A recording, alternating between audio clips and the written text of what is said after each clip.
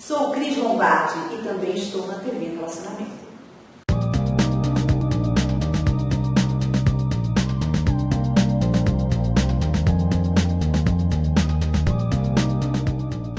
Olá, internautas, iniciamos mais um programa Você é Top.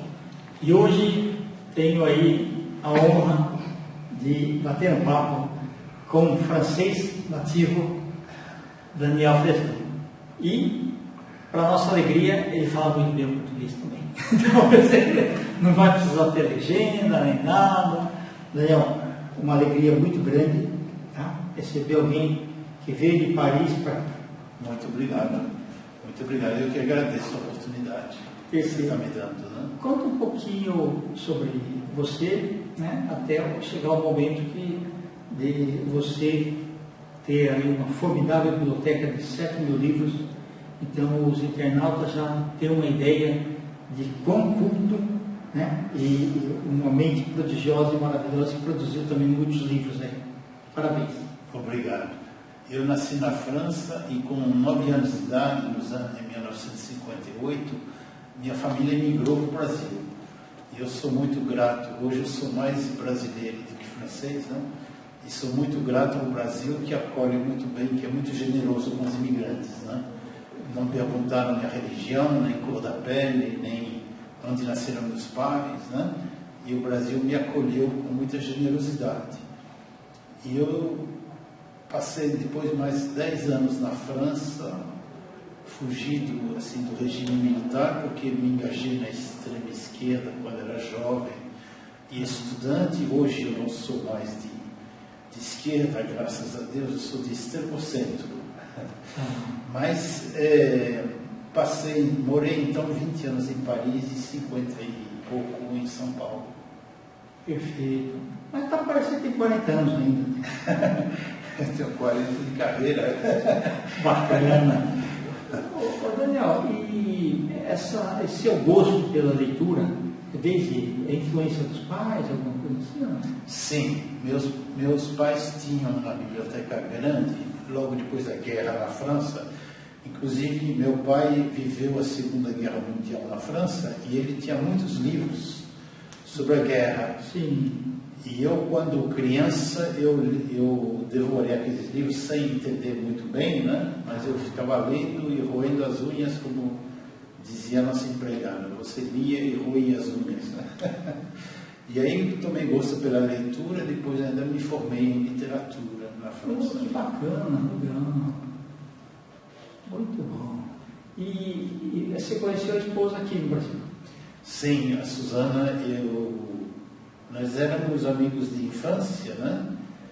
E quando voltei da França em 81, encontrei a Suzana, que foi a maior sorte da minha vida. E nós tivemos um casal de filhos, agora temos netos. Bacana. Festejamos 40 anos de namoro e de casamento. Perfeito. Parabéns. Obrigado. Legal. Na literatura, você acabou trazendo da França essa relíquia grande que são 12 exemplares aqui, né, do Charlie Hebdo. E quer dizer, esse é um dos, tem mais. Esse é um dos, tem mais 11. Tem mais 11 exemplares. Sim, esse de 1980 é o último. Perfeito. Começa em 1969, depois de Cristo, né? E vai até 80. É um volume por ano. E a coleção completa do Charlie semanal, né? Sim. Que deu aquela tragédia lá que foram mortos os desenhistas, porque fizeram a caricatura do Maomé, né? E um extremista islâmico matou a maior parte dos desenhistas, dos humoristas, né? E eu estou tentando vender agora essa coleção aqui, né? Ok. Os 12 volumes estou pedindo R$10.000. Ok, então os internautas aí, principalmente os de origem francesa, que conhecem melhor, né, o personagem do Charlie Hebdo, né, é uma oportunidade única, né, para reviver esses momentos aí muito interessantes lá. Legal. O Charlie Hebdo e Charles Semanal, né? Ele não chamava assim, ele chamava Harakiri Semanal, mas acontece que poucos dias antes da morte do general de Gaulle, houve uma tragédia na França, uma discoteca pegou fogo, matou 144 jovens, que nem aconteceu no sul do país. E aí, acho que 2 dias depois, morreu de Gaulle. Então, o Harakiri botou na manchete baile trágico, um morto. E aí ele foi proibido pelo governo, né? E aí eles mudaram para Charlie. Charles de Gaulle, né? Eles são muito provocadores, né? É um humorismo um pouco de transgressão, mas tem muita coisa boa também. E muito criativo também, né? Porque o fato acontece e já tem que ser criado na hora, né? Então, bacana. Aqui nós tivemos aí no passado o Pasquim. Eu escrevi no Pasquim em São Paulo. Que bacana, né? Sim, durante 86 e 87. Infelizmente acabou o Pasquim em São Paulo também. Sim. Mas tinha coisa boa também. Exatamente. Muito legal. E eu cheguei a conversar muitas vezes com o Ziraldo, Jaguar, pessoas que eram daquela época lá. Sim. Interessante. E sobre a tua predileção literária, qual que é? Então, eu escrevi um romance só, né? E eu escrevo contos e poesia também, né? Tá. A terceira expedição, o que te inspirou para fazer? É uma viagem? É uma ficção. Na verdade é o seguinte, eu nasci em berço de ouro, né? Meu pai era empresário bem sucedido, e ele morreu cedo, morreu em 82 e nos deixou a fábrica de embalagens aqui no Brasil. E aí nós queríamos abrir uma filial em Santa Catarina, porque nós tínhamos uma clientela grande no sul do Brasil e o frete era muito caro, né? Então eu fui procurar um galpão em Barra Velha, que fica exatamente a meio caminho entre São Paulo e Porto Alegre. Para atender a clientela do sul. E não saiu a fábrica, graças a Deus, porque um ano depois nós perdemos toda essa clientela que mudou de embalagem internacionalmente, né? Mas saiu essa história que se passa aí. É uma ficção baseada em fatos reais, um pouquinho? Pelo menos os locais físicos. Os locais físicos são reais. Sim. Interessante. Bom, não vou contar muito não, senão o pessoal, né? Então aqui a terceira expedição do Daniel Fresno. Legal. E você escreveu muitos contos também? Sim, eu sou bilíngue, né? Eu escrevi em francês e português. Mas eu tenho meus livros na França só tenho 2 livros publicados na França, o resto é tudo inédito por enquanto, espero, né? Mas vamos ver se a gente traduz e traz aí os livros para cá, porque todas essas preciosidades aí tem que ter conhecimento público. Obrigado. E você que ainda faz muita coisa boa com a sua editora também. Obrigado. Daniel, conta um pouquinho mais aí. A adaptação aqui, então, foi tranquila para você? Foi fantástica? Foi boa, porque em São Paulo, nos anos 50, eu brincava na rua, jogava futebol em terreno baldio. Tinha campinhos, de futebol? Tinha, a gente desmatava os lugares vagos, né, que ainda não tinha construído casa, né? Eu morava em Indianópolis, a gente andava de rolimã e fazia mil besteiras também. E em Paris não dá para você brincar na rua, não. Em Paris as crianças têm menos liberdade, digamos assim. E são mais educadas também, né? Legal. E você é uma máquina pensante de fazer as coisas, né? Atualmente, o que você tem feito? Você tem procurado ler alguma literatura brasileira ou mais internacional mesmo? Sim, eu gosto muito de ler os clássicos mesmo, né? Porque os clássicos são os melhores livros, eles foram, a posteridade é a melhor crítica, né? É verdade. E são livros que agradaram a várias gerações pelo seu valor, né? Eu estou traduzindo o Antigo Testamento, a Bíblia Judaica, do francês para o português. Eu sou judeu messiânico, né? Sou judeu que acredita em Jesus. Sim. Mas eu estou traduzindo só o Antigo Testamento, que é um trabalho muito grande. Espero terminar daqui uns 3 anos, se Deus quiser. A Bíblia toda dá 1.700 páginas, né? O Antigo Testamento dá metade, claro. Na minha edição francesa dá 1.200 páginas. Realmente um trabalho. E outro tem que ser minucioso também. Não pode A ser gente aprende muito, né? Porque a tradução que eu traduzo, né? Que é a tradução muito fiel do hebraico, ela tem notas de rodapé quando tem uma dificuldade no hebraico bíblico, né? Sim. Porque tem algumas palavras na Bíblia que há dúvidas quanto ao sentido exato, né? Então tem algumas divergências de tradução, né? Perfeito. Mas a Bíblia bem traduzida tem uma força e uma beleza, é a palavra de Deus, eu acho, né? Sim, sem dúvida, sem dúvida. Então, isso é fantástico. E coube a você, então, fazer essa parte lá. É privilegiado. Estou fazendo ainda, né? Estou fazendo. Comecei há 15 anos atrás e ainda levo mais ou menos uns 3 anos. Eu sou também meio preguiçoso e só traduzo um capítulo por semana. Não, mas está certo, porque a coisa tem que ser muito bem feita, né? É isso. Parabéns, viu? Obrigado. E eu queria falar uma coisa para os jovens. Por favor. Eu queria falar para os jovens que, quando a gente é jovem, a gente acredita que a vida é curta e que o objetivo dela é alcançar a felicidade. Mas hoje eu acho que não é isso, né? Para quem atinge a velhice, a vida não é curta, é de bom tamanho, né?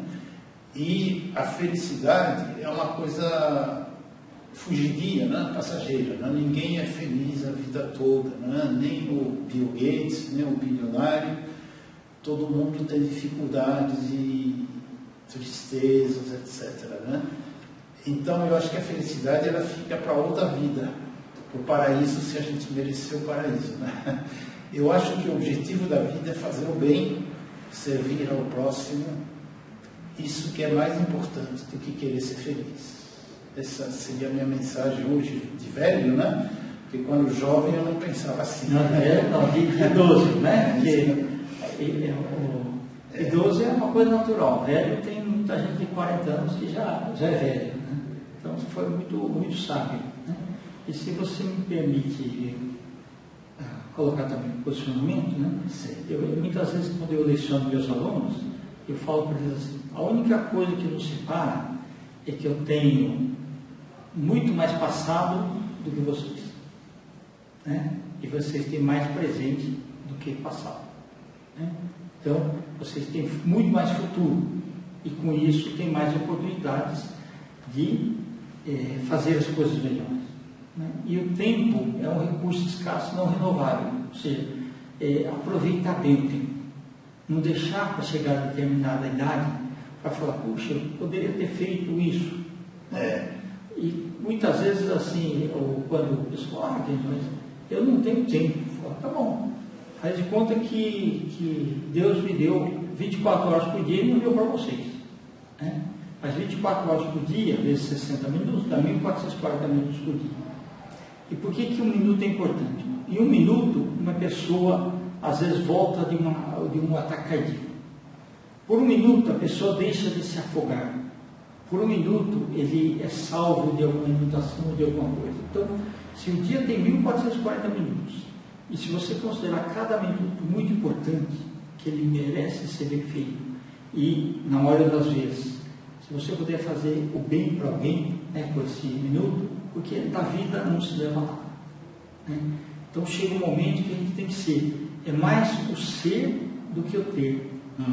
E é isso que a gente leva da vida. É verdade, eu concordo também. Eu acho que a gente não deve... tem um poema muito bonito do Vinícius de Moraes, né, que ele diz que a dor que agora sentes só se esquece no perdão. E realmente a gente não deve guardar rancor dos males que outras pessoas nos fazem, né? A gente deve perdoar, deve tem até uma brincadeira que diz que a gente deve amar o próximo porque o anterior não deu certo. Ok, bacana. Muito legal. E você falou também dos clássicos, né?